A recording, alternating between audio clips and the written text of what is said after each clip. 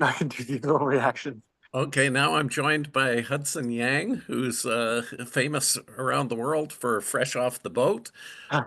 I also want to let you know, Hudson, I saw Extremely Unique Dynamic, which is at the Vancouver Asian Film Festival. It was so much fun. And Yeah. maybe I'll start by asking you about that and how you got attached to this project by Ivan and Harrison.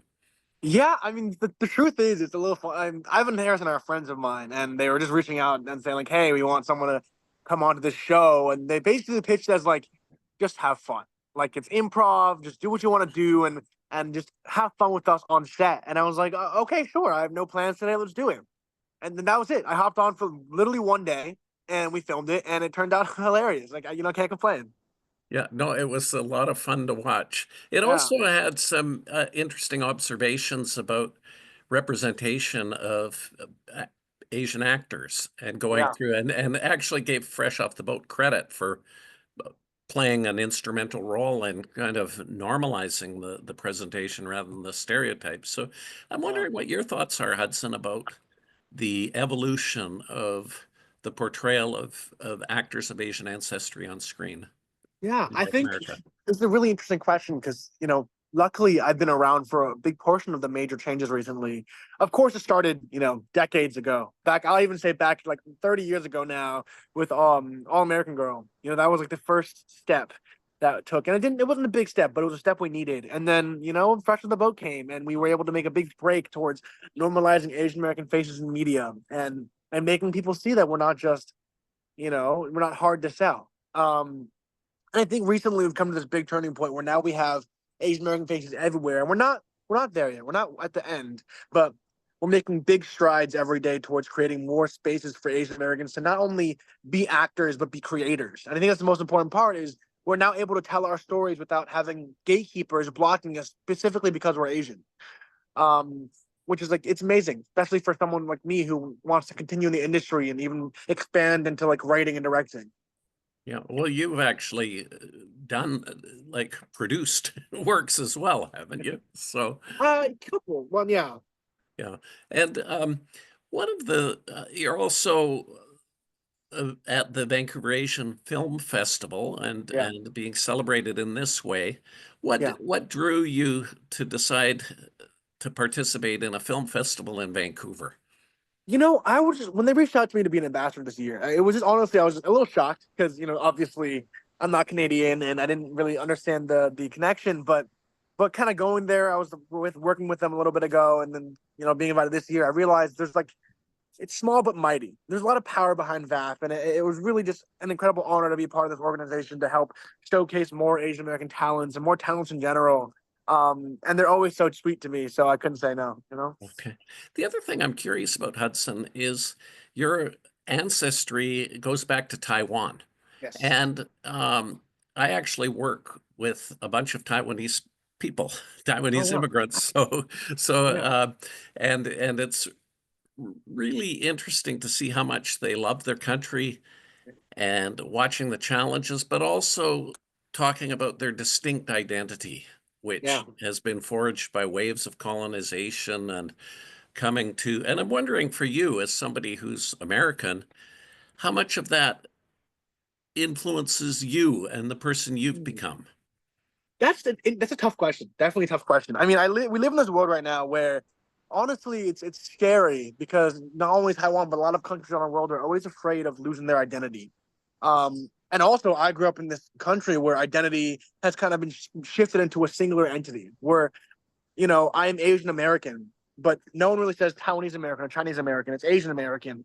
But I think the important thing here is that I've had, or not the important thing, but something that's been really powerful for me is I've had my father as a guide the entire time. He is someone who's very vocal in the Asian American spaces and is very vocal about how important our identity and culture is to us. So I've done a lot of research on Taiwan and I've done projects on Taiwan, like the idea of like Formosa, where it was just called Beautiful Island by the Dutch when they first Yeah. came. I've learned so much about how beautiful and amazing Taiwan is as a country, and how prideful and intelligent and powerful that we are as Asians, as Taiwanese, as people. So I think like, thankfully, maybe unlike a lot of other people, I have been blessed with the knowledge of how amazing my country is and how amazing it will continue to be for as long as we possibly can. Well, it is incredible because you look at those waves of colonization, starting with Yeah, the Spanish, the Dutch, the Ming, the Qing dynasties, and then yeah, Japan for Japanese, 50 yeah, years, and all that brought to Taiwan. And now I look at this country and I go, first in Asia to legalize same-sex marriage. yeah, They reduce greenhouse gas emissions while increasing economic output, yeah, and in many ways they're a model to the world. And yeah. why do you think that we in North America are not so familiar with that story? Oh. It's interesting. I mean, I think that trend is similar across most countries beside for Americans, It's difficult to find a single place to blame, why our education system fails to educate our students, our youth, on the brilliant, beautiful history of countries around the world. And even specifically Asian countries, I think there is a stigma because of like histories of like trade wars and wars, and there's just this GDP battle between America and China. There's some blockage of like understanding the beauty and depth of Asian cultures, and specifically Taiwan, because we're constantly under threat of China, and even though Taiwan and Americans are allies, and Taiwan relies on America a lot, I think there is still this obstacle of like understanding that we have yet to overcome.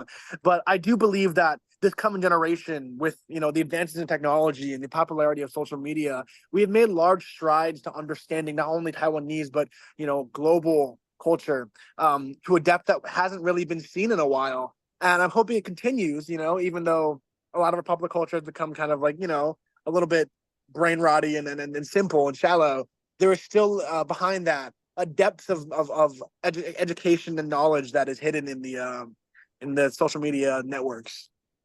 And what are you studying at Harvard? I'm studying psychology. Oh, Yeah. and are you hoping that that will inform future acting projects, or are you thinking of doing something different in your next iteration?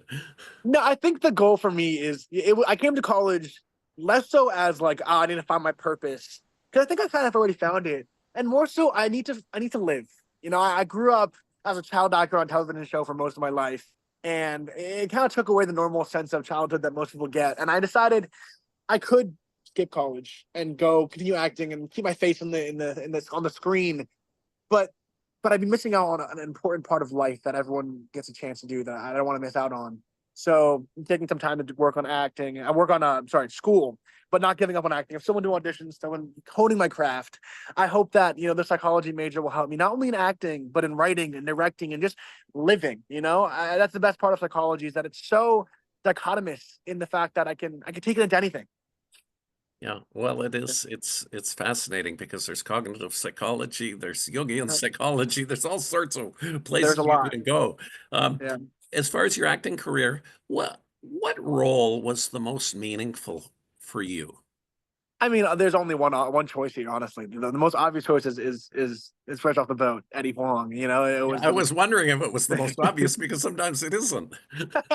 it's fair. No, I mean, there's it's a difficult question. I haven't done a lot. I've done a couple roles, and they've all been very meaningful to me.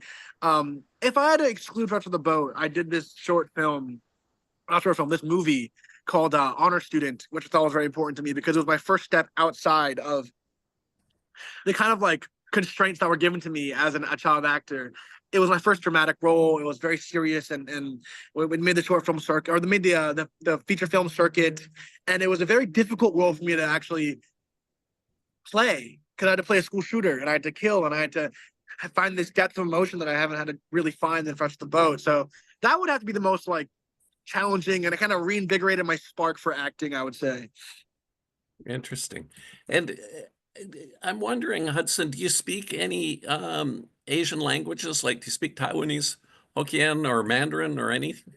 Yeah, I speak Mandarin. I'm not great at it. My friends always laugh at me when I speak. Unfortunately, I stepped away from Chinese school a long time ago. But that's it. And have you ever acted in Asian cinema, or do you have any aspirations of that? Oh man, I think it would be a long time until I could do that. Since my Chinese is still very elementary, I would love to. I think if I could master Chinese and do some Asian films in China, like speaking in Chinese, I think it'd be incredible. But I'm definitely a long way from that. Okay. And where do you see your career going once you get out of Hmm. university? It's a tough one. I hope. All I can do is hope. I can't predict the future, but I do hope that I can find my place again in the industry. I want to find my body and find my talent again and really just break back in. The goal, of course, I'm not sure if it's already been cast. My dream role is Amadeus Cho, which is Asian Hulk. And that would be amazing. But who knows? I would love to do anything. And of course, I'm actually in the process of writing a couple scripts, which have not written a lot recently, but I'm trying to get back into that. I would love to produce a film or two after college. And what did you learn from your father? And everything, both fathers, both my on-screen father Randall Park and my real father Jeff Yang. They taught me how to live. My dad taught me my morals and my beliefs and educated me on how to be a proper man. How to live and be respectful to others and in some sense he was my first original acting coach because whenever I did auditions he would be the person I would read with and he would give me notes and I hated them. I was like, oh, you're not an actor, Dad, but he did teach me a lot. And then my on-screen father kind of filled in the blanks there for acting and for respect. And again, Randall Park, I will never stop honoring how amazing of a man he is in both talent and generosity and kindness. So both of them have really shaped me to be who I Well, am today. I love the interview. Yeah. And how about your mom? Is there anything you'd like to say about her? My mom is the most powerful woman I know in the world. She's so strong. She works night shifts so that she can, stay with us during the day, and so she could take me to work when I was working before I could drive. She really taught me strength and fortitude. More than anything else, because the life that I was living as a child was a very stressful one for someone who was so young. As a 10-year-old, working 9-hour, 10-hour days, and being bossed around, it was difficult. But watching my mom was there to kind of she would say, like, toughen up. You got this. You're strong. Live with it. And as harsh as it may sound, it really taught me how to be strong and resilient. Without her, I don't know if I would make it through as many years as I did and even make it to the school and study as hard as I do now. She definitely wasn't as gung ho about acting. She was like, you just do what makes you happy. And if this is making you sad, quit. But she was always there to support me if I made the choice I made. Well, the strength, it's a Taiwanese characteristic. You look at how Yeah. they were able to shuck off martial law. That took a lot of Yeah. sacrifices and guts and Yeah. courage. And She always said, I am Jessica. I'm Jessica Huang. You know how it is. I was like, okay. well, this is great. Is there anything else you'd like to add, Hudson? No, I mean the one thing I'll just kind of do a shameless promo here. I'm releasing, and it's already out in Canada, a cooking show called Order Up by Hudson Yang, or in America, Crash Course Cuisine. And we're hoping, crossing our fingers, knock on wood, to do a season 2 starting in Canada, exploring the unique cuisines that Canada has to offer, and then traveling to China or Taiwan. Really wrapping up this discussion. So Well, we've got lots of great Asian food in Vancouver, so yeah, okay, well, this is wonderful, Hudson. I really appreciate you taking the time, and I have to figure out how this. I knew the old Zoom, but they've updated it here. yeah. Um, yeah, so I'll let you go now, but Thank thank you you. so much for talking to No, me, and I really appreciate it. Okay, thank you so much. It's been okay, wonderful. Have a nice take day. care. Bye. Bye-bye.